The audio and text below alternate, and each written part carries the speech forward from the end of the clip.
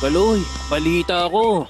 Nakapag-uwi ka daw ng 2 gintong medalya. Di ba sinabi ko naman sa'yo noon, mananalo ako sa Olympics? Eh di ikaw na. Sa bagay, may tiwala naman ako sa lakas mo. Naka-jackpot ka boy, ang dami mong makukuha ngayon. Ano ka ba bro? Babalatuhan naman kita eh. Teka lang! Kung di ako nagkakamali, si Chloe yun, di ba? Ngayon mo lang ba napansin? Engot. Bakit nandito si Chloe, Kaloy? Anong ginagawa niya rito? Huwag ka na magulat, bro. Kahit maliit ako, nakakadagit pa rin ako.